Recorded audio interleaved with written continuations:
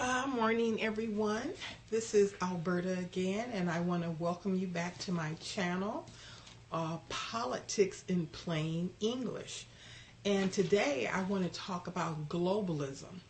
All we hear about on the news is globalism, but does anybody really understand what that means?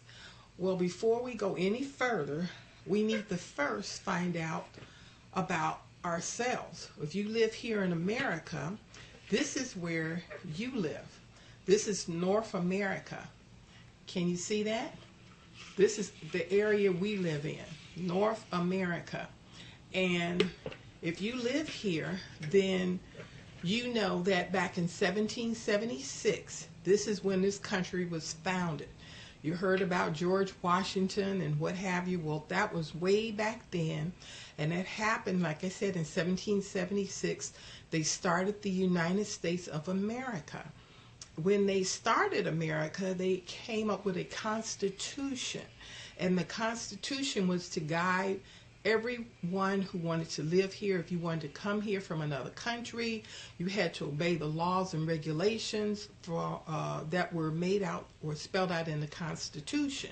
We are a nation of laws. And if you want to come here, you also had to assimilate to the culture here in America. Now, this has gone on for 200 years without any problems. Pretty much they had a civil war. That was only because people were trying to break away and do something that was different, but they eventually came back together, and we have 50 states. Now, that brings us to the question of globalism. Well, globalism first became popular within the last 8 years. This is when Obama was in the White House, and he decided that we no longer we're going to be a nation that excluded people. We're going to have open borders, and anyone from any country would be able to come here. Now, like I said, this is where we live. But look down here. This is a globe of the world. Any place in the world that you are from, he wanted it to be possible that you could come here and you didn't have to worry about going through the process of becoming a citizen or whatever. If you wanted to come from Mexico, it's okay. You just walk on in. You don't have to do anything or whatever. If you also came here as a refugee, you were treated very well as well. And the reason why I know this is because I spent 20 years with the refugee population. I learned that they were being given welfare, they got disability income, and public housing. And all of this, yes, on you, the taxpayer's dollar. They did not earn anything. They came from war-torn countries, and they came in here in San Diego. They had like 8,000 of them, and it has grown since then, and a lot of them have gone also to Minnesota. But wherever they go, they are set up and taken care of by your taxpayer dollars.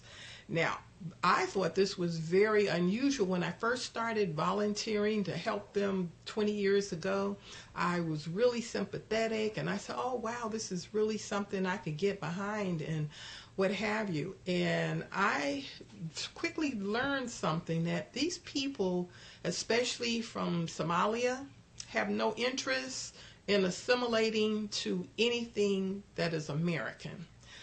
I also learned that some of the people were getting disability, and I was trying to kind of shock, because the person that I was speaking with that was getting this disability, he had full use of his arms and legs and what have you. And I was like, you know, why aren't you working?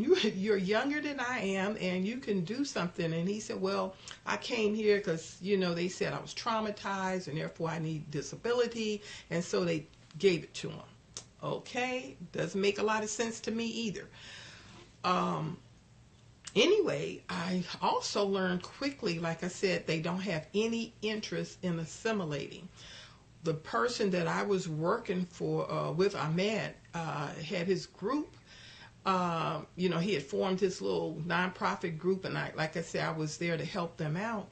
And I was trying to help the ladies to understand that when you go for a job, you have to be dressed properly. They're not going to hire you with all this cover. And I was quickly told by them that maybe America will start thinking that the way we dress is the proper way, and that they will start copying us.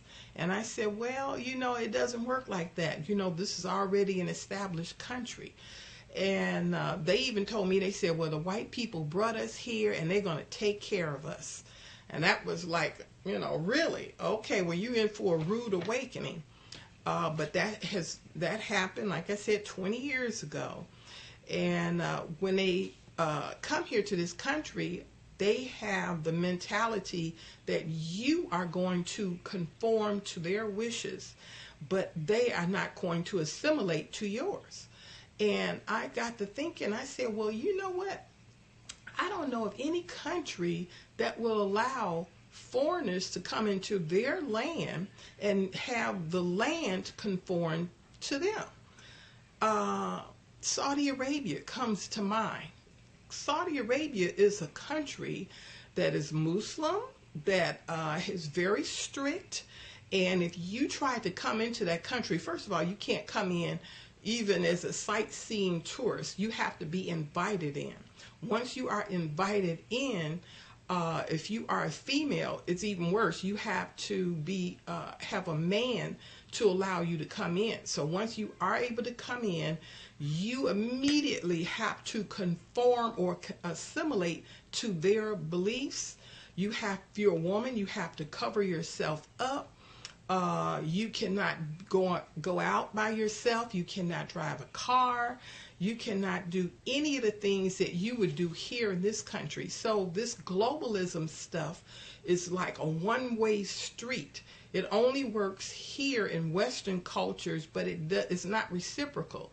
In other words, the people in other countries, they don't have to abide by it. And you sure can't go to Saudi Arabia and tell them to take care of you and give you free money and what have you and march in the streets, because you know what? You would be arrested and that would be the end of you. No one would ever hear from you again.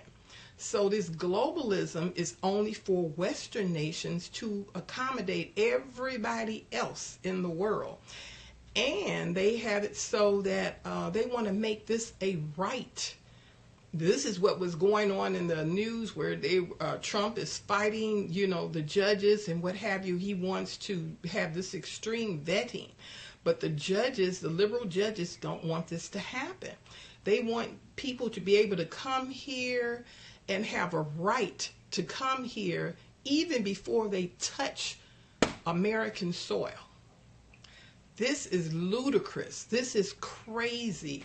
They want people who come from anywhere in the world to come here, and you don't have to obey any laws. We'll take care of you. But the problem is the economy cannot support 2-3 billion people living here. It's impossible. If that many people came here and they just came in here and took all your money and what have you and depleted the resources, what's going to happen to you? You wouldn't have a place to live, and if you have to conform to their beliefs, then you won't even be safe in your own house, in your own neighborhood. So this globalism is a bunch of crap. It has to go away, and we need to pray that our President Trump will be successful in his bid. God's got to be with him, because what these people, the Democrats, I'm sorry to say, have set you up for is to fail. They hollering about taking money. Oh, Trump's going to take money out of you, and you're going to have nothing. They're going to die on the street. Well, if they allow all of these people from around the world to come here, you don't have to worry about your welfare. You won't have any. You won't have anything. So remember, globalism is against you, the American people.